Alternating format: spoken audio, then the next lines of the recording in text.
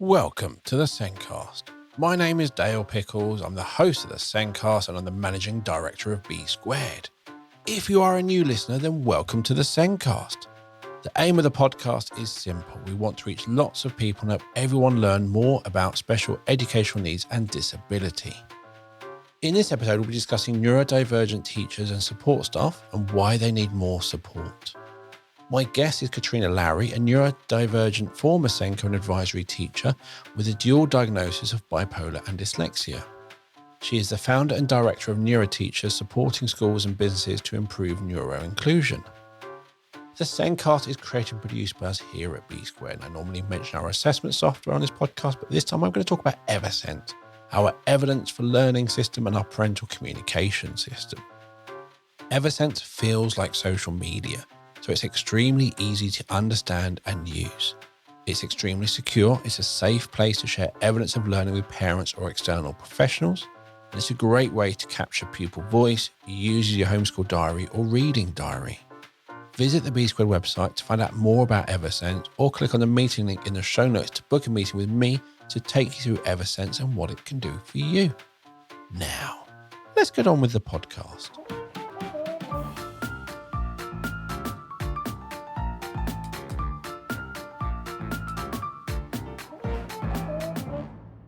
On this week's show, we're discussing why we need more support for neurodivergent teachers and support staff.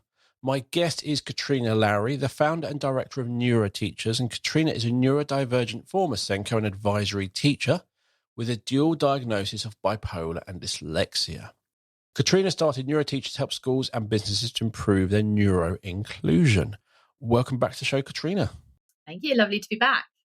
Excellent. We're always discussing neurodiversity on the podcast in schools, but we're always discussing the neurodivergent students and how to support them. We're not discussing the neurodivergent staff, and there are lots of them, some hiding, some not. Yeah, that's the thing, you see, because when I first started teaching, which was in the late 90s, that's when I started doing my PGCE, I thought I was the only one. I really genuinely thought that. I mean, I at the time, the only diagnosis that I had was of dyslexia. And I was very, avert about it. I'd had a lot of support during my undergraduate degree. I had a fantastic dyslexia tutor during my degree. I had loads of, I had been given a grant to get a computer. Bear in mind, it was the 90s. This was very unusual for any student to have a computer because they were quite expensive relatively at the time. I'd been given grant to have all of this software, which came on a compact disc. Do you remember those? Oh, yes. And I had a spell check, right? And a thesaurus and a grammar check, right? And at the time, you didn't get those on computers. And I'd been given a tape recorder so that I could record all of my lectures as well afterwards. A lot of the lecturers really didn't like being recorded because people weren't used to it in those days. It's a typical thing for students to do these days. But in those days, it was, there was a lot of them who very much resisted that. I was given extra time during my GCSEs and A-levels and in my degree. I was quite comfortable with declaring the fact that I was dyslexic. And then I got onto a PGCE course. I was turned down by 3 out of the 4 universities. They wouldn't even look at me. Because you were dyslexic? Yeah. Yeah, I mean, we didn't have the same rules that we do now. So it was legal for them to say that they didn't think I would be capable of the course. And of course, I didn't have my degree classification at that point. So they didn't know that I was going to pass. They kind of assumed that I wasn't, given the information. Yeah. So I did pass the degree and I got into University of Leeds. And they made a point of telling me that I was the only person they'd ever admitted to the course who'd been given a written test to do. Everyone else had only been given an interview, but I was specifically given a written test. So my PGCE was in modern languages, but specifically German as my main subject, because that's what my undergraduate degree is, and that's what I was training to do. So they gave me a written test in German. And I was the only person on the course who had to do that. Interesting. Yeah, well, these days, obviously, it'd be discrimination. But, like I said, it was the 90s. It was a different time. Problem is, you are literally going, let's make them fail. Yeah, Not absolutely. let's do the same thing and then find fault. Let's make them fail. Yeah. Yeah. Yeah. Yeah, I know, but I didn't really think anything of it. It was just another hoop to jump through, if you see what I mean, at the time. Yeah. So then on the course, I was quite overt about the fact that I was dyslexic. And I asked, what kind of training are we going to have on this? And they said, well, we don't offer any training on special needs, really. You get half a day, towards the end of the PGC. And it's basically a project where you make up lesson plans for children that you're teaching. So no knowledge sharing, just a project on. Project. Yeah. Mm-hmm. And you weren't given any actual training by anybody who had any kind of expertise in special educational needs, as we called it back then. You were just given, it was just students researching something like visual impairment and then making some worksheets and then demonstrating them to the class. And just to be clear, when you're talking about researching, you're talking pre-internet researching. Yeah, in books. And there wasn't much probably then. No. So I said, okay, well, look, I mean, dyslexia is quite common, because at the time we thought it was about 1 in 30, I think. And I said, it's quite common, so probably going to meet other dyslexic people. So do you want me to do like a talk for the other students? And there was 300 people on the PGCE. It was made voluntary, of course, and 30 people showed up. And I had prepared all of this stuff and I'd given it to my lecturer. And it was like making slides, but in those days you had like an overhead projector with like a proper piece of plastic. Oh yes. Yeah, one of those, right? So I had made all of the stuff for this, which I printed out on my computer, right? And I'd asked them to photocopy them onto these slides for me. And I turned up and he hadn't done any of it at all. So I had nothing, basically. That was the first thing. And then, so I just did the talk and I just drew stuff on the blackboard and just talked for like half an hour with like no notes or anything, because, I could remember what I had to say. And, the lecturer was like, oh, that was really amazing. That's so good. Like, maybe we can get you back to talk in future years. And I'm like, yeah, thanks so much, sort of thing. And then this fellow student came up to me at the end and he said, oh, well, you see, the thing is about dyslexia is I'm not really sure I believe in it, because you see, if you're working class like me, then you're just a bit thick. But if you're middle class like you, then you're dyslexic. Wow. So, yeah, yes, I am from quite a privileged background insofar as, the reason that I ended up getting my diagnosis as dyslexia, because it was really unusual to have a diagnosis in those days, is because both my parents are psychiatrists and they have, they had friends who were educational psychologists, and so they could find the right person to diagnose me. And I was diagnosed privately. Yeah. So that is a privilege. So my diagnosis was a privilege. And then the support that I had was, largely speaking, private tutors up until I went to like my sixth form. And then I was given a dyslexia tutor from the local authority to help me get through my A-levels. And then I had part of my degree, but I went to university in the 90s and you didn't have to pay fees, and I didn't have a student loan in those days. So yeah, privilege. Yes. Massive privilege from what I'm having. I completely recognize that. But it crushed me, what he said, absolutely crushed me, because I just thought, right, so he basically thinks that I'm making excuses for being a bit thick. But you're both at uni doing a PGCE, so neither of you are thick. No, and I passed and he failed. So... But perhaps that's the thing, is perhaps that person later got diagnosed with dyslexic and then went, you have no idea. No, I have no idea. But, I didn't really see him after that because, like I said, he didn't pass the course. He only lasted 2 terms. So, but it was enough to make me just button it, right? So I just shut up about it, basically. I didn't say anything to anyone. And I massively, massively masked the way for about 17 years. Of being dyslexic. I completely masked it. And like when I first started teaching, the expectation was that reports would be handwritten. Yep. And then obviously as well, like you've got like a secondary school teacher. So you'd have, if you were teaching the whole of year 7, well, half the year group, you were teaching German, that's well over 100 kids. Sometimes in some schools it was like 200, and you had to physically handwrite them all. And I'd make spelling mistakes and grammatical errors and repeat myself and, drive myself absolutely up the wall with it and end up getting piles of them sent back to me, and I just couldn't cope with it. And so, I'd say, look, can I just type them, please? And I'd make the excuse, oh, my handwriting's not very good or something. Do you know what I mean? And eventually I was given that, but there was one head teacher who really massively objected to that. And he went, yes, but parents really like that personal touch of having a handwritten note about their child.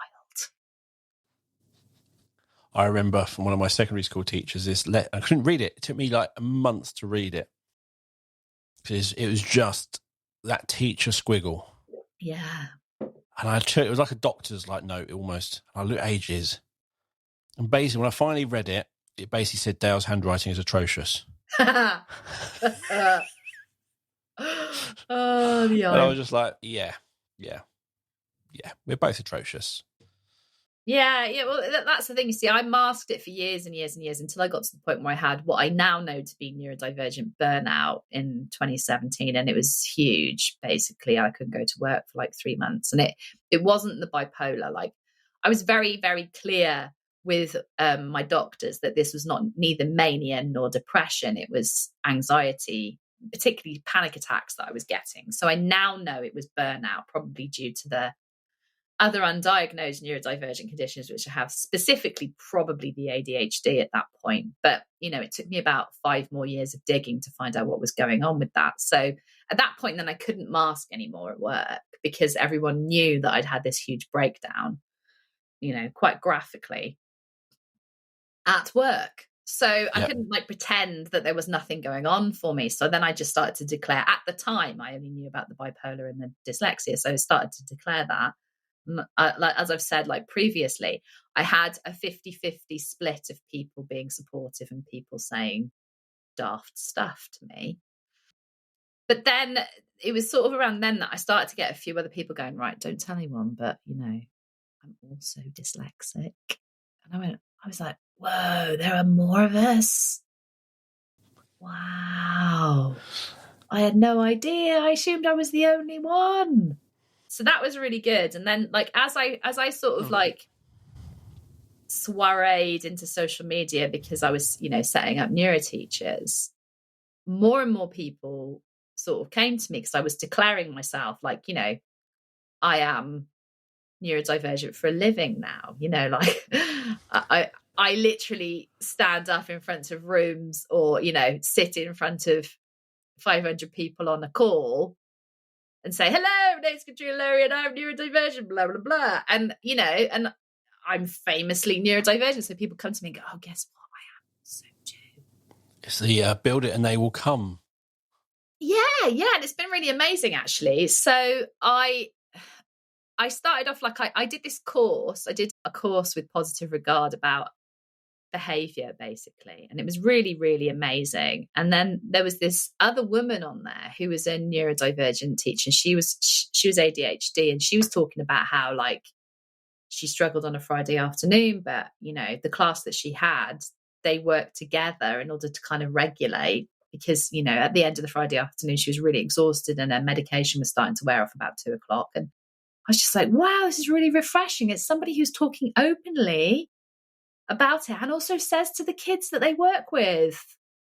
That's amazing. And I did, by that point I had been working at a school where I was able to say, and the kids were able to come to me and say, oh yeah, me too, sort of thing. And and neurotypicals, aren't they strange, and yada yada. I mean, we love them, don't get me wrong, but they are different from that's the thing is I'm going to say it is like boys and girls and puberty. Yeah.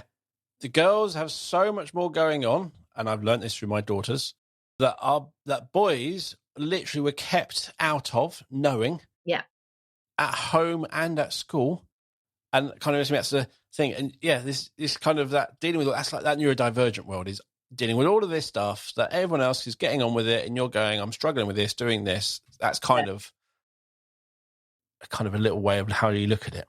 No, I mean, it was really refreshing to be able to be in a school where I could declare to the children, many of whom were also neurodivergent. I mean, bear in mind, I was a Senko, yeah?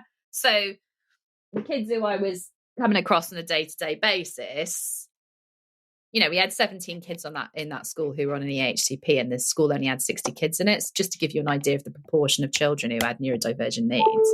Quite a few. Yeah, exactly. So proportionally, it was about, more than nearly a third of the children. So, but I was able to say, "Oh, I'm neurodivergent, and these are my strengths, these are my needs." But I still carry on, and I still try and do it. It's not an excuse, but it's context. So these are the things, and these are the things that I do to get around it. And I found it was really good to be able to say that to the children, and I think they appreciated having a neurodivergent teacher. And I appreciated at this point then starting to realize that there were neurodivergent colleagues. It was such a relief after, by which point I've been, in the classroom for about 21 years. And it's a bit lonely, feeling like you're, the only one. Yeah. That's the sort of thing is from that moment you're doing your PGCE for the next 20 odd years. Yeah. You're hiding part of you. Oh, yeah. And it's not just like I'm into dance hiding that you can do. It literally is that you are literally struggling to conform with those expectations all day, because teaching isn't a 9-to-5 job. It's a much longer job with much longer loads of stuff going on. And you spent 20 years kind of conforming into what was expected of you and not even going, "Oh, I'm neurodivergent, but I'll get on with it." I can't even tell you I'm neurodivergent because the reaction you will give me could be quite negative and I could be pushed out.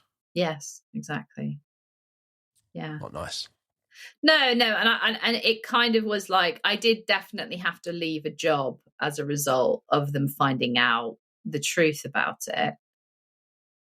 But there's no.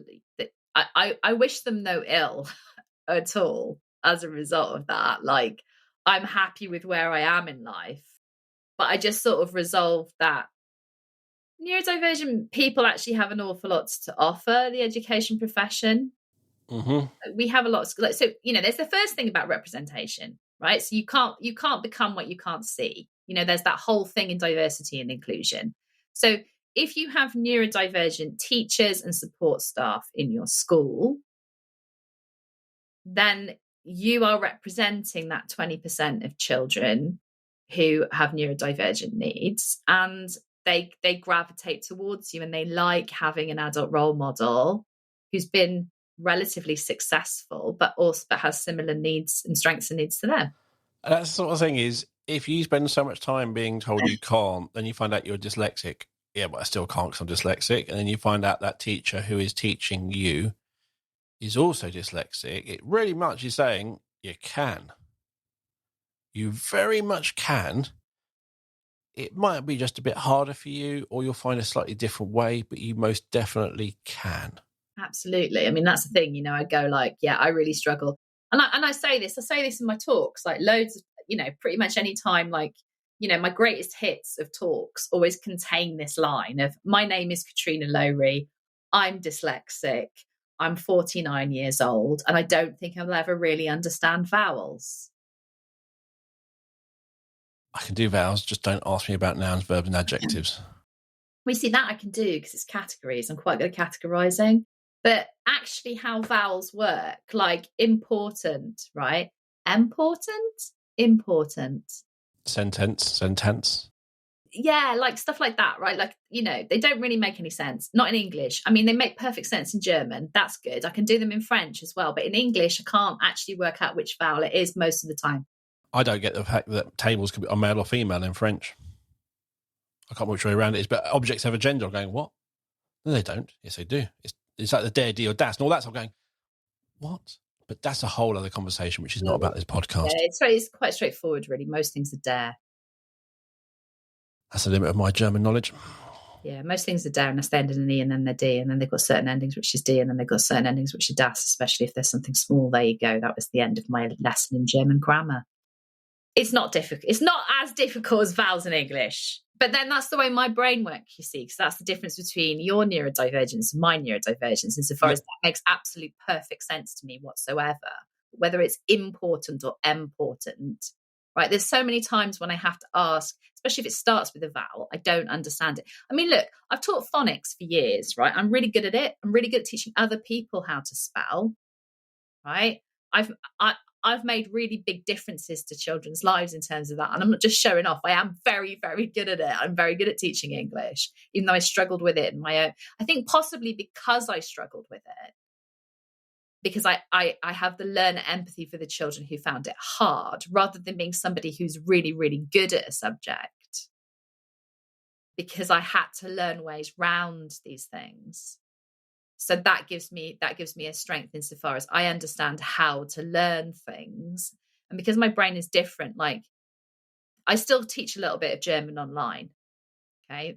And I have one student actually who I was explaining something to the other day. And I have to go at it from a completely different angle as to why something is the particular way it was. And I go into a whole thing about Roman history and so on and so forth, because I understand how her brain works. And she needs some context for it. So I go into the whole kind of backstory of it. And then she's like, okay, cool, I get it now. And then we can go forward. Yeah. It's like that morphology and all that sort of stuff, that part of it. Yeah, exactly. Yeah. It helps you see those letters together. It kind of, you know how to say it. You kind of know part of that meaning. So if you haven't seen that word before, but you break it down. Yeah, exactly. But it's, so there are definite strengths that I have. But then again, there are definite issues that I have as well. Like, for example, like I said about writing reports. Yeah. Yep. Writing reports and having to explain to other people why I have the same spelling mistake on 15 of the reports. Yeah. It's the word that I have to write a lot. So why couldn't you possibly have learnt it the first time, Yep. And I just go, oh yeah, it's just a word I struggle with. It's really difficult. So it's interesting. And I come across this quite a bit, and it's, your issue isn't writing a report. Your issue is handwriting a report. Yes. It's not creating a report. No. It's the handwriting process. And that's the sort of thing is, to me, writing is still very much fixed on holding a pencil. And I'm like, no, it's about creating something in a recorded way. Yeah. Yeah, exactly that. And it's just things like, I've always been an early adopter of technology, particularly because the dyslexia is the one that I've always known about. So like I said, I had a computer early. I was lucky enough to get a grant for it. I had funding through university because it was the 90s and you could still get that at that point. I was fortunate. I was extremely fortunate because of when I was born and the kind of parents that I have.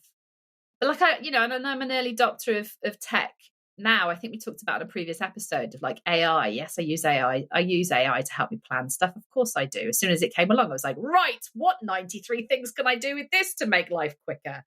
Yes. And I use voice to text. So, I'm writing my book at the moment. I dictate it to the computer. It's 4 times as quick as it is handwriting. But anyone could use that. You don't have to be neurodivergent to use that.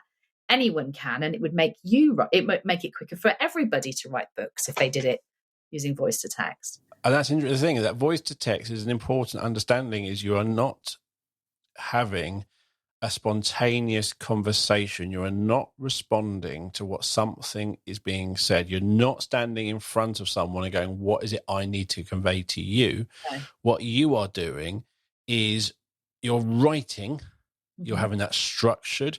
Where was I? What have I got to get to? What is important information I need to convey for someone else to access later?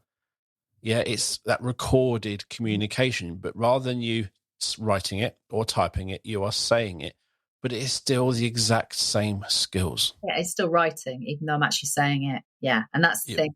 Your vocabulary, your grammar, your kind of sequencing, everything is exactly the same. Yeah, you have to say comment, new paragraph, semicolon, open brackets, close brackets. You still have to put in the punctuation, everything yourself. Otherwise, you just get run on sentences and it makes no sense whatsoever. So, and you can go back and edit it as well. And this is the thing as well. right, there are many, many reasons to teach children to handwrite that involve their fine and gross motor skills and their physical development later on. So I do think that is important. I do think that it's important that we teach children a huge range of fine and gross motor skills. We teach them to mark with a variety of different media. It's important for their upper body strength. It's also very important for brain development as well, because it triggers certain parts of the brain which need to develop, etc. So yes, absolutely, we should continue to do that, right? But in real life, when they're a grown-up and they're doing a project, they're going to use voice to text. So let's teach them that too. But let's not just teach it to the dyslexic stroke neurodivergent children. Let's teach it to all of the children, because there are times at which this is a different skill, and there are times at which it would be quicker for you to do that. Rather than teaching it to all children, let's teach it to all people in a school. Yes, all people in the school. Yes, exactly. Yes, because there's still people in the office who are handwriting things that is really laborious for them when they could just make a voice note on it. And they might not like doing that, but yeah, let's do that for everybody. So yeah, so I sort of over the course of the last kind of 5 years, I've kind of gathered contacts with neurodivergent teachers. And eventually I decided that I would form a network, which at the moment is ostensibly it's a Facebook group that I have. The reason I chose Facebook is because it has the largest number of teachers on it. So only 10% of teachers are actually on Twitter, even though teacher Twitter is a massive thing. And I refuse to call it X because it's called Twitter as far as I'm concerned. Yes. Right. And it's on TikTok as well. There's teacher TikTok. There's quite a lot of teachers on TikTok. But the thing is about that is it doesn't really lend itself to conversation in the same sort of way. No. So I've chosen to have it on Facebook. To date, I've got over 1,000 people on it. It is international. So anyone is welcome to join. Basically, there are 2 requirements. One that you work in education. So you don't actually have to be a teacher. You can be any kind of educator or anyone who works in education, right? So I will accept people who are in early years. I accept people who are in post-16. I accept people who are in higher education. If you are an LSA, a TA, a learning mentor, etc., etc. Okay. As long as you work in education, you can join the group. And as long as you are neurodivergent, and you can self-identify. You don't have to have a diagnosis at all. And the point of it is it's a support group. So it's just about exchanging experience, talking about what's working and what's not working. And it is confidential insofar as I don't want people sharing the information outside without permission. Yeah. But it's been really, really successful. It's a really, really active group, and I get about 40 or 50 new members a week. So it's going really well. I think with Facebook, out of all of them, Facebook is the community bit. Yeah. So I am on Twitter.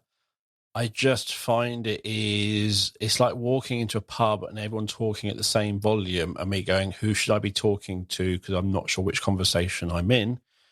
Whereas I find Facebook is I'm walking into a pub and walking up to a table and there's a group there having a conversation and I'm joining. I much prefer Facebook for that community. And I'm on things like Sensible Senko and various others, which are a great, nice community. You see the same people posting, you get the same people responding. It's that supportive. Twitter, I just find very odd. Yeah. That's me. And I'm learning about TikTok. Well, yeah, I mean, look, I'm on all the socials, because work, really. It's accessible. But, TikTok is more about getting information from people. Like people are going there for information. They do connect. And actually, the people who follow me on TikTok, I get a lot of comments, a lot of questions back and forth, a lot of DMs. And that's really good because I am trying to create a community on there, but it's kind of one-to-one. Yeah. You don't very often get threads where people are talking to each other. I do sometimes, but I don't get the same interaction that you do. So Facebook is the one because, frankly, it's got the biggest communities. So I'm on Facebook. There are various of us trying to start communities on LinkedIn. So recently there's a group of neurodivergent teachers who's formed the Neurodivergent Educators group on LinkedIn. It's quite new. But I've just sort of linked up with them. And there's another organization called the Institute of Neurodiversity, which is led by Professor Charlotte Vellner. and they're quite interested in forming groups of professionals. So they've got, like, for example, they've got a group of neurodivergent finance people, a group of people who are medical. They've got different groups. So we're just sort of like trying to form other communities of neurodivergent teachers for support and information. So it's quite new insofar as this has only really been around for the last 18 months, and it's still not brilliant, but it's something, which is better than nothing, because you'll understand that you're not the only one. If you are a neurodivergent teacher listening, you're definitely not the only one. And if you do join any of the groups, you will find that other people are coming across the same difficulties as you. So, talking of difficulties, you've talked about your difficulties without sharing personal individual stuff. What kind of are the things across the kind of community that people are struggling with within their role in schools? Right. There are some schools who are doing an amazing job of understanding the strengths and needs. But similarly to the children, there are other schools who will give maybe one or two types of support or reasonable adjustment, but not look at the individual holistically. Yeah. So, for example, like me, right, the thing that kind of comes to the fore most in terms of my neurodivergence, the thing that's probably the most obvious is the spelling. So, yeah, giving me a laptop with accessibility tools is great. It's going to help the dyslexia a lot. But it's not really going to help the ADHD aspects. It's not going to help the bipolar aspects. Yeah. So it's like, I have strengths in all of those areas. One of the things about, as you'll know, right, one of the amazing things about ADHD is the hyperfocus. Yeah. But the thing is about that is when I get super into something, I'm like on it for like 3 days. And then also I've got the added, wind in my sails of the bipolar, of being able to be like hyper driven about something, especially in summer. I need to be told to go home. Yep. I need to be told, right, Catrina, you've got to rest now, stop. Because, and this is the thing, people will think, oh, this is amazing, and give you more and more and more and more. And you can get more and more and more and more done until the point where you crash. And then everyone's like, oh my God, why have you crashed? So it's understanding the limits of that as well. And I think that this is one of the things that comes up quite a lot, particularly with autistic and ADHD, or people who are autistic and ADHD, is that people will see that they have this amazing kind of hyperfocus, special interest, drive to do something. And they'll be put on a project and they'll do it to the length and breadth and width of whatever is available and to the amazing level of their ability to do something, and then get unbelievably burnt out by it. We had a conversation at work yesterday around lunchtime, and my head was off. And I had various things, but if I wasn't doing something, taking my daughter somewhere or collecting her, I was doing this thing and my head had to finish it. And I went all the way till 10 o'clock last night, and I felt, yep, I finished it up. I've written it all up. It wasn't a big thing, but I was like, biggest spreadsheet with loads of stuff all over the place, just kind of checking my logic and doing all this. And I couldn't go to bed or anything till I finished it. Yeah. Then in the middle of the night, 1 o'clock in the morning, I go, oh, I could do this. And it is, but yeah, it's very much I can do stuff amazingly in depth. I can do something which might take someone else a week in a day. Yeah. But I then might need a day to then recover. Yeah, exactly. I've now got a collapse in a heap. Thank you very much. I've finished it. It's on your desk. It's brilliant, by the way. But it's kind of, if you're going to use that hyper focus of that person, then you've got to allow them to then crash and burn, and you support them. Yeah, exactly. They need the morning off the next day. And this is the thing, right? It's not really flexible in terms of work.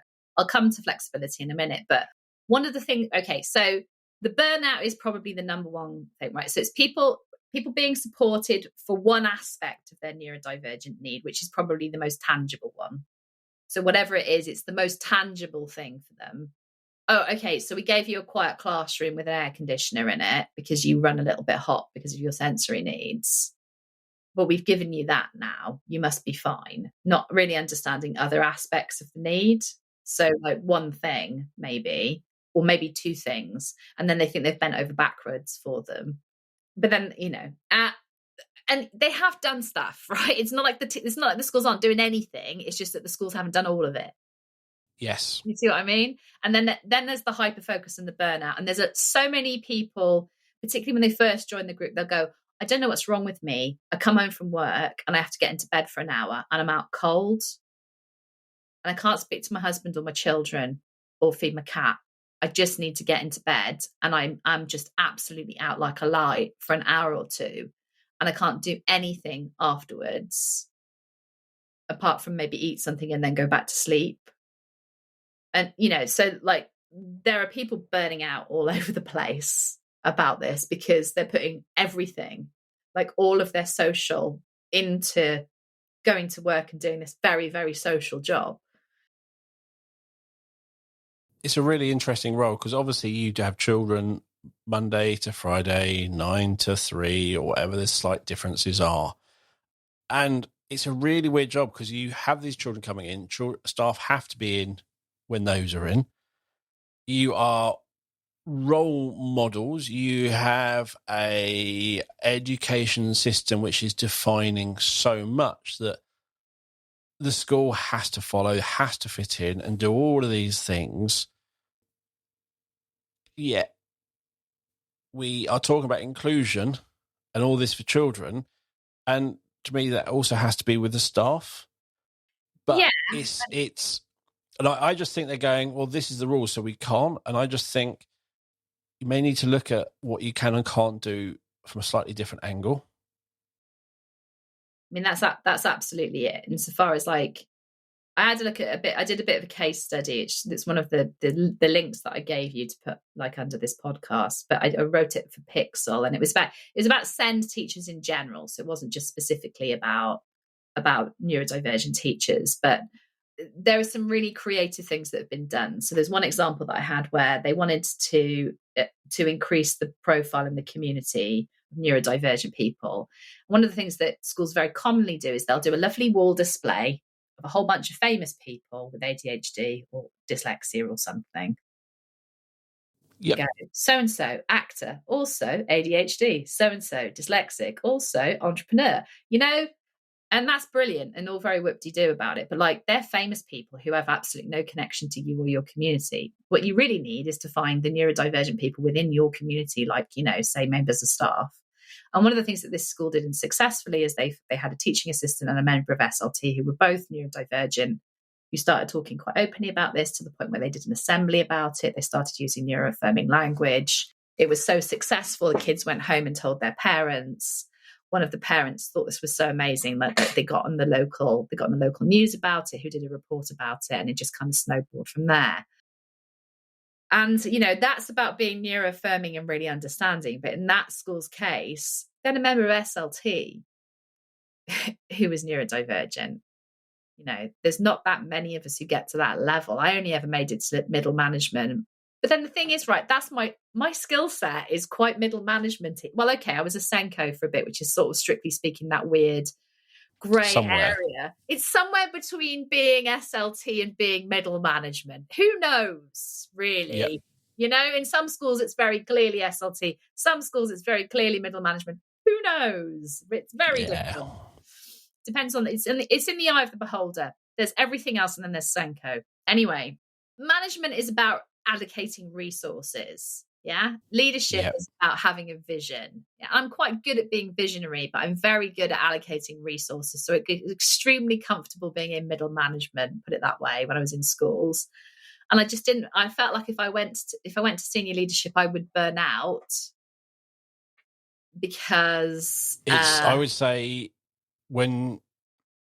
if you're a teacher or even a middle leader, you have much more control over your timings. Yeah, exactly. When you get into that senior leadership, you are very responsive, which means you're not setting your times. If you've got burnout or not, you've got to respond. That's it's a real challenge in that way.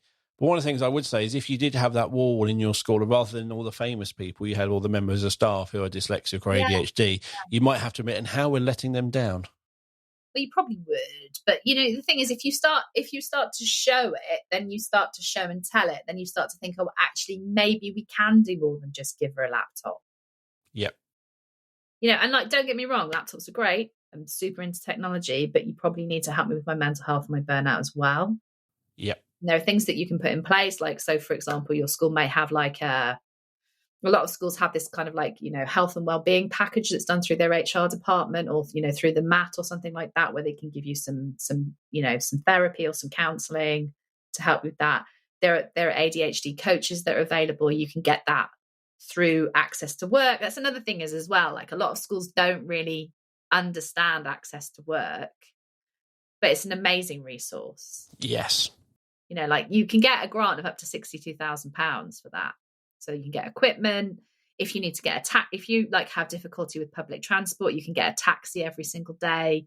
You can get a PA to help you manage your time. You can get accessibility tools, standing desks, hearing loops, headphones, sensory equipment, fan for your classroom, technology. So very long list. It's what helps you succeed. Yeah, exactly. And this is the thing. If you apply for it, if you sort of like declare straight away and you apply for it within 6 weeks of starting at your particular school, then the school doesn't it's 100% that the government pay it, right? The school doesn't have to claim it back. Yeah. Right. So, but if you leave it after that, then the school will get the money back, but they have to pay it up front. Right. So it's better if you can do it at the beginning. So, I mean, it's difficult as a teacher to declare the fact that you're neurodivergent, but it's beneficial for the school if you do that. It's also beneficial for you because you get your equipment and everything quicker. I really do hope that in this day and age, people aren't hiding their neurodivergent. They are seeing it so much more around that they can actually go, yeah, I am going to say on my form, I am neurodivergent. Yeah. And not be scared. Well, they should do, but it's just like I said, this study that I did for Pixel, the main reason people don't declare the fact that they're neurodivergent is because of stigma and shame. Yep. Right. And it's like, I had shame for years because of it. I had shame for years about the dyslexia because I was shoved in a porta cabin at the age of 9 years old and made to do colouring and lots of handwriting. And I had stigma and shame attached to it because when I eventually got to grips with the idea that I was dyslexic and declared myself as a student teacher, I had this horrible comment, from this chap, and that still hurts me now. And that's 25 years ago, Yeah. and you still get stupid stuff said to you. So even now, I literally am professionally neurodivergent. Yeah. I still get people come and say daft stuff to me, or people on the aforementioned Twitter tell me quite regularly. Like people will tell me regularly that everything would be fixed if I just used colours overlays. I love the fact you refer to yourself as professionally neurodivergent. I'm definitely still in the amateur league neurodivergent. So I'm getting paid. I've got sponsorship. I've got everything. I'm a professional neurodivergent. Well, it's just literally people hire me on the basis that I'm neurodivergent. But yes, actually, you're not. But oh no, actually, she is. She literally is being paid because she's neurodivergent. Yeah. She is a professional neurodivergent, yes. Whereas I'm just neurodivergent professional. Yeah. So actually, it is one of those. It sounds weird. Actually, no. Technically, she is a professional neurodivergent. Yes, I am. Yes, I'm professionally neurodivergent. That's what I do for a living. What do you do for a living, Catrina? I'm neurodivergent. No. I mean, what's your job? Well, that's what I do. I'm neurodivergent. I literally go places and I talk about what it's like to be neurodivergent for a living. That's my job. I stand up in front of groups of people or sit down in front of groups of people on the internet and say, "Hello, my name's Catrina Lowri and I'm neurodivergent, and this is why." I literally pitch you when you're not on this podcast, just walking around like a Disney princess, just being Catrina. Yeah, this is me. It. I'm waiting for a phone call. Oh, I'm booked. I'm going to do a professional neurodivergenting there. But in the middle, I'll just do some non-professional neurodivergenting. Yes, I'll just sit quietly in a room. Not singing at birds. Not singing at birds. I loved Shrek, the film, which I still can't believe how old it is. That is so crushing how old it is. But I love the whole Princess Fiona singing to the bird and it exploding. Yeah. I just absolutely loved that. That's Just a brilliant film. complete segue, but I loved that. I would love that if that actually did happen. Well, not the bird exploding. Obviously, I'm a vegan. I'd hate that. But, I'd like the bird, if birds like suddenly did that thing. I mean, but I'm not very musical, really. I can just about hold a tune. I just love it. There's always that Disney thing. Yeah, this is actually probably what would probably happen in someone who can't sing. But yeah, it's just, I loved so many things about that film.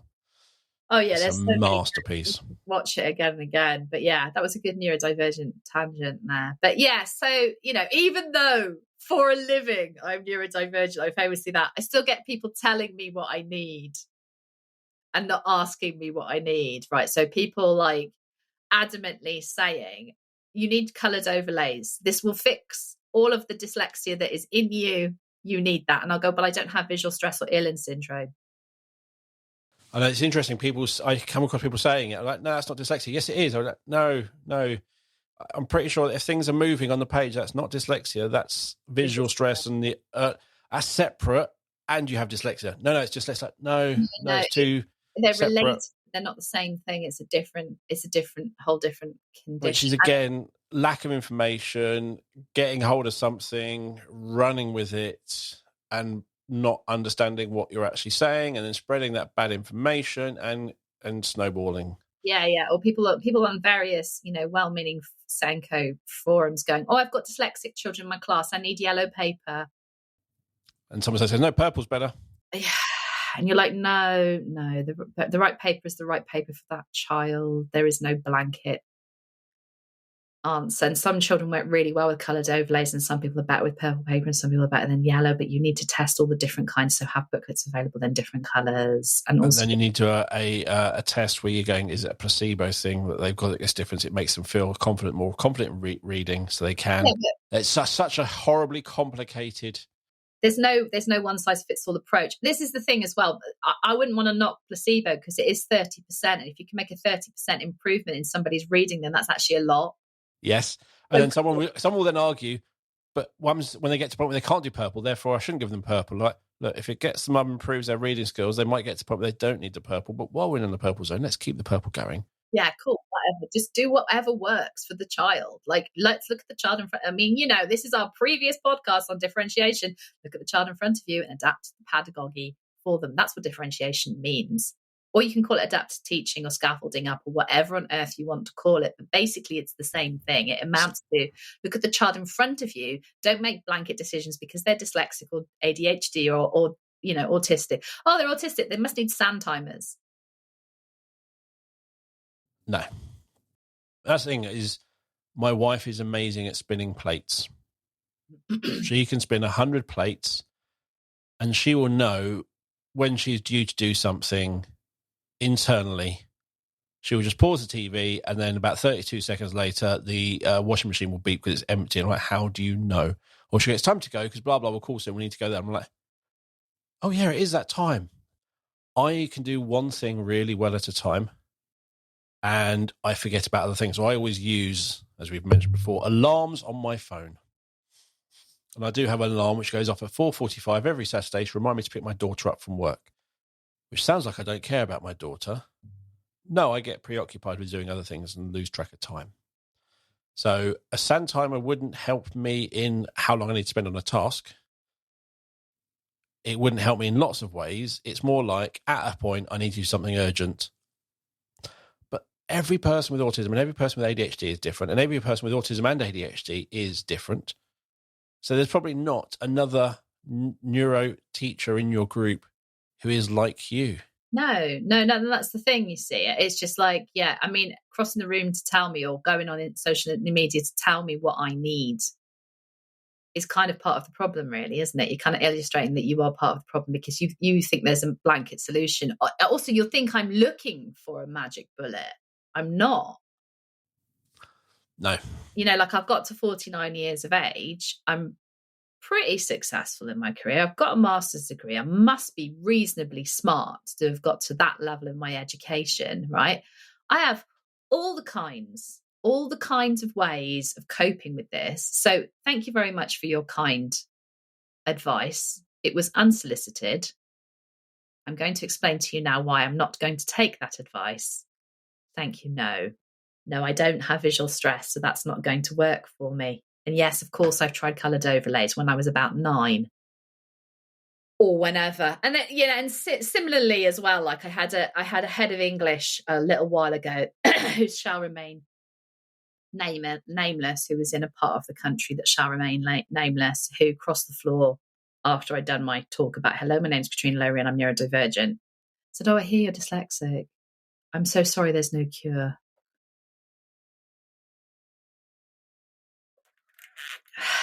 And I'm like, do you know, like, when you're ahead of English, and like, there's so many reasons why that's just not a good thing to say. No, I do find it odd when someone says that and you're like, oh, what's your role? Head teacher or head of English. Or I had a similar experience. I looked on social media, I looked into their role, and they're somebody who goes around the country training schools around teaching English. Mm-hmm. And I'm like, you have this attitude, you have this understanding which is so fundamentally flawed, but you are actually preaching to so many schools every week. And it is going to take years to really fundamentally change things. It is, but I'm an optimist, right? And the thing is, now we're kind of gathering the momentum of, what I'm effectively doing is gathering people together. I'm trying to gather the neurodivergent teachers. So yesterday I saw a blog written by a dyslexic teacher. So I'm going to contact her on LinkedIn and say, hey, nice to meet you. Let's link up. Let's have a chat. Let's kind of network a little bit, because then there's one more of you and there's one more of us. And then we're in one place, and then we can start, advocating for ourselves. And people in my group are at very much different stages of their journey. So some of them will only post anonymously because they don't want there to be a chance of there being a colleague on there, even though, they're in California and the other people are in Britain or Australia or wherever. And there's some people who are really kind of like, hello, my name's blah, blah, and I la da da sort of thing. So, there's lots of people who are really, really happy about sharing it and just kind of super embracing their identity. And we're all at different stages with that. But it's just, like I said, it's just about creating a safe place and having. But it's interesting. There was Louise Selby, who's probably listening, shared something on LinkedIn, which it was a headline from the BBC News article, was there is no value in dyslexia diagnosis, says academic. Okay, well, does the academic dyslexic? And you read through it all, and it's basically what it's doing is talking about there is no pointing at a diagnosis because there's going to be little change going to happen. And I'm like, okay, so you're looking at that diagnosis from one angle, which is, does having a diagnosis really change the support the school will give you? And basically what he's realised, with the lack of funding and everything else, it probably won't, so why diagnose? And I'm like, that's a really strange way. It's like almost saying someone who's terminally ill, should we tell them? Because it's not going to change anything. It's that weird, and I almost just compared dyslexia to terminally ill. It's that, and a phrase which I come across like done to us, not with us. Yeah, that's the thing, isn't it? And it's, perhaps from an educational point of view, that is completely correct at the moment, which is very disappointing. But a diagnosis is not for anyone else. For me, my diagnosis was for me. Yeah. And it told me a lot about my previous part of my life. And I now see all that in a very different light. So telling me that diagnosis is worthless is completely untrue. Well, it's just like, okay, if you come at it from the medical perspective, right, you can't cure dyslexia. You can't cure any neurodivergent condition because they're not sickness, right? It's not illness, right? So no, thank you. Not even the bipolar, which makes me really sick, right? If you've listened to the previous episode, you know how sick it makes me. It makes me really unwell. I don't want to get rid of it, though. I don't want it cured. I don't want any of these things cured. I'm quite happy being the neurodivergent person that I am. The world isn't cut out for me. I'd like you to make some reasonable adjustments, please. But I don't want it cured. So the thing is, right, I talk about it from like a kind of diversity and inclusion and belonging point of view when I talk about neurodivergence, right? When I do my work with with businesses in particular, I talk about it from a point of view of trying to create a sense of belonging for your employee stroke colleague. Yeah. Right. And that's the way I think it should be. Like, it's changed my whole view about schools, really, working with businesses, because I can see the end point of where the child is going to end up. And they actually are going to get more reasonable adjustments when they get into that office, school, factory, wherever it is that they work, than they were in school, honestly, these days. They really and that's really quite shocking in reality. It is, because we've got legislation in school that's much more stringent than is in work, whereas I'm finding that the colleagues that I work with in business are a lot more accommodating and a lot more understanding, and it's a lot quicker because there's HR, you see, and they understand these things a lot. Well, I mean, look, I've had some bad ones, but I've had more good. I would, with most businesses, it's about getting work done, not how the work is done. Exactly. That's the thing. You see, you'll put someone on a project, they'll be doing it for a certain amount of time. If they need to have a day off at the end of it, then that's completely doable, right? In schools, it's constant, and you have the breaks when you're told you have the breaks. So you're going to get a break, yes, but it's in 7 weeks. Yes, you can have a break. Yeah, you get 12 weeks holiday a year. I mean, that's fantastic. You have to take them when everybody else says they do. You have to take them then. Right. And that really, like, we can't, like, that's not going to be sustainable forever, is it? Like, that's not how human beings work. And the only reason that children have August off is because they're supposed to be helping with the harvest. And who does that these days? And yes, I definitely in Croydon. I remember living in Croydon where I grew up, doing the harvest festival, going, I live in South London. I'm not sure there's actually a farm in Croydon. I do not understand the relevance of this festival for harvest. I get the charity part. I'm completely getting that and helping. Yes. But all the fields we gather and all those songs, I'm going, fields gather? Yeah. Yeah. No. Just no. Yes. No. I'll bring a can in. Yeah. I'll stick it on the stage. We'll do that. Harvest festival in London makes no sense. But that's just me. No. There's lots of things as well. Like, this isn't sustainable. There's right. Okay, so we had this new legislation that came out in April where you're allowed to ask for flexible working on day one of working in a new job. You used to have to wait 3 months, but now you can just ask straight away, and you're allowed to request it twice a year. And the business now no longer has to state the business reason why they're turning it down anymore. They're not really allowed to take that into account. So you can't say for business reasons. That can't be a reason. You have to say, because I can't accommodate you because I haven't got the personnel or something like that. But you can't say because it will ruin the business or anything, right? Yeah. This obviously also applies to schools. So theoretically, any teacher who walks into a job from day one can request flexible working hours and can request working from home. That's the law now, right? And schools are nowhere near ready to be answering that question. And I haven't come across any state schools who've tried to answer this. I work with a large organisation that represents private schools, and I was asked to go and talk about this and have a discussion about this. And they're starting to think about this because private schools are having even more of a recruitment crisis really than state schools are in a lot of cases. So they're actually trying to consider ways in which that you can do this. But I don't think state schools are even having the conversation about it. Before we even get to flexible working, if we literally did a whole podcast on what helps people to learn, and it is movement breaks, no more than concentration spans, no longer than this. There's no point in going over this length of time because their concentration will be completely gone. And you write down all these rules, and then you look at the teacher's day, and you literally just go, no. So we're going to do training at the end of the day after a really stressful day in a way where it is not, you are just sitting there listening. It's not multi-sensory. We're literally breaking all the rules. Why? It's the way we've always done it. Yeah, exactly. And I just do think with so many different ways of learning, like this podcast, Zencast sessions, so many other webinars, that you can just say, look, rather you all go home at 3:30 when you've done the other bits. We won't have a staff meeting. However, you all have to watch this and you have to give me feedback on this in some form in the next week.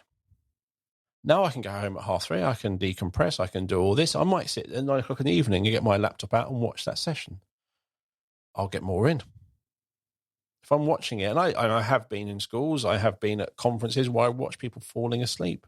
Oh yeah, God, so many times. And it happens when like I'll be in something and I'm doing an inset. I don't really want to do it like this, right? But I do get schools where I get invited and I'm a one-hit wonder on an inset day for 2 hours.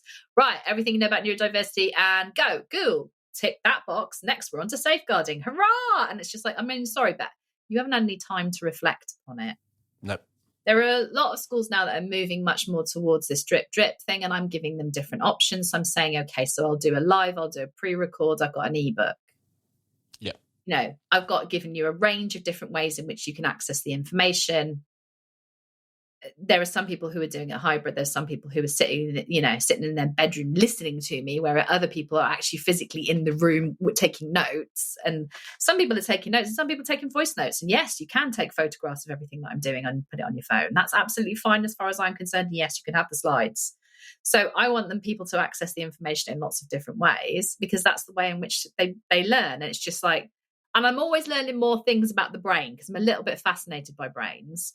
And I saw some scans that were done from a piece of research from the University of Oregon a couple of days ago, and it showed the difference in the receptive areas of the brain that are required for learning after a 20-minute walk. And the difference, like the brain is so much more switched on. Yes. After you've had movement. Yes. Than it is when you haven't. So it's just like, so then these children, we are punishing them by taking away their break time because they haven't finished their work. Yep. So it's the way we've always done it, and I want my pound of flesh. Exactly, because hang on a minute, because otherwise you'd be letting them get away with it. And a similar sort of thing to the teacher. The teacher is going, okay, well, you've just had a whole morning. Now you have to do a club in your classroom and eat your sandwiches whilst you look at these children doing crafts or playing cards or whatever. It's expected that everyone does a club for at least one lunchtime a week. And you're doing Lego club today. So you have to sit there at your desk for the entire time. So you've not had any movement either. You've just sat there and watched children do Lego for half an hour. The children do need to do the Lego, but does the same member of staff need to be there the entire time? Can we not find some kind of way so everybody has some time to move so that everybody's brain is refreshed?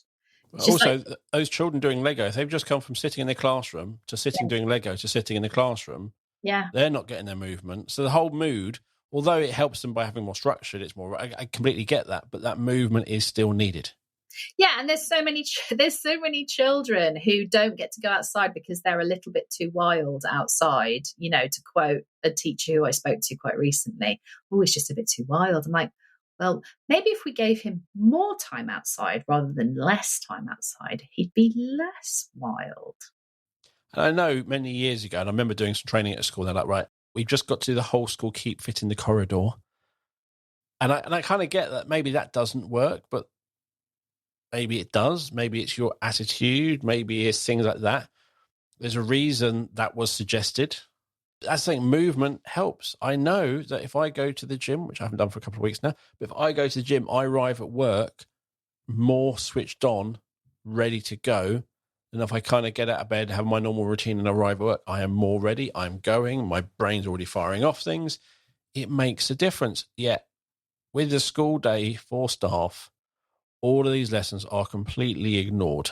Yeah. And this is the thing as well. Like there's so much stuff that I've learned recently about the importance of movement and intellectual development and memory and, you know, executive function and sensory experiences and so on and so forth, right? And unless you're a reception teacher, well, if you're a reception or early years teacher or you're a teaching assistant, I think you get to move around a lot more. If you're a PE teacher, for example, yeah, you get to move around a lot more. But if you have a traditional academic subject, which is one of those ones where kids sit in rows and you stand at the front and blah, blah sort of thing, then apart from marching up and down your classroom, you're not really getting that. And the kids certainly aren't either. And if we're talking Zor, you're probably in the blue zone. Yeah. You're probably sitting there in the, I'm tired, I'm lethargic, I'm not really taking this in. So anything we do right now is about as effective as me doing nothing. Oh, yeah, absolutely. That's the thing, see, because, hypo-stimulation is just as bad as hyper-stimulation, but we see that as being good behaviour, don't we? Yes, because it's not disruptive. It's not. You're letting me get on with the lesson. Oh, yeah, exactly. But what about the other 29? Yeah, what about this? It's just, holistically speaking, there are so many more things that we can do that would be accommodating for staff so that they don't get burnt out. It probably helped the neurotypical staff as well as not just the neurodivergent ones. Seeing the value of the neurodivergent colleagues as well, role models, enthusiasm, special interest, that ability to be able to go off on a useful tangent. Yes. And I would say, exploit my talents. I'm happy for you to exploit them. I can do that project quicker than anyone else in this building. The cost is I will get it done this quickly, but I will then need time to recover where you're not giving me that. So use it, but with that respect of, I will use you to be able to do that, but I will do this. And I understand that if I give you this project that you will work all night on it, you'll probably stay up to midnight. You'll do 2 hours worth of work every single day. How can I work that around? Because you're saving other things. And it's rather than being so rigid with how everything has to be. And it's like when teachers talk about workload and I can't plan for my SEN. And there's a whole thing of, well, plan for it from the beginning so it covers everyone. That's the same as we should be running the school. Run the school that works for everyone, not go, I'm going to do all of this. This is how we've always done it. Oh, God, Catrina, I've got to do that for Catrina because that's what she needs. Yeah, no, it's not a caboose. It's part of the train. Yes. I'm going to wrap it up. Okay, brilliant. So you mentioned you've given me 3 things to share. So dear fellow neurodivergent teacher, inclusive work environments in schools and teachers masking. So which is the Pixel one? Pixel one is the inclusive one for SEN teachers. Yeah, that's right. It's a case study of 4 different education environments. There's an early years, there's a post-16, and there's 2 schools, primary and secondary. Nice. And you'll find those links wherever you're listening to the podcast, and also in the show notes. You'll also find Catrina's contact detail, and you'll also find a link to the Neuroteachers Facebook group as well. So, yeah, as I said, there are, wherever you're listening to it, wherever you're listening, there'll be a show notes button and it'll all be listed there. Or you can go to the Zencast website, you'll find this episode and you can find all the links there. And thank you for listening to it. If you haven't subscribed already, click on that subscribe button. And don't forget, we can follow us on all the social medias, on Twitter, at the Zencast, on Facebook, the Zencast, on Instagram, the Zencast, and even starting on TikTok, the Zencast. And if you're looking for a simple, secure way to capture and share evidence of learning, or a way to capture pupil voice, a way to celebrate and share achievements, or a simple, safe way to communicate with parents, you need to have a look at Eversense. Eversense is our evidence system that does so much more to help boost parental engagement. To find out more about Eversense, visit the B Squared website. You can also find about our online training, our CPD, read our blog, watch our webinars. You will find a link to the website and a link to book a meeting with me so I can take you through Eversense or answer any questions you have about our products in the show notes as well. So thank you for listening. We'll be back next week with another episode of the Zencast. It is goodbye from me. Bye, thank you. Bye, everyone.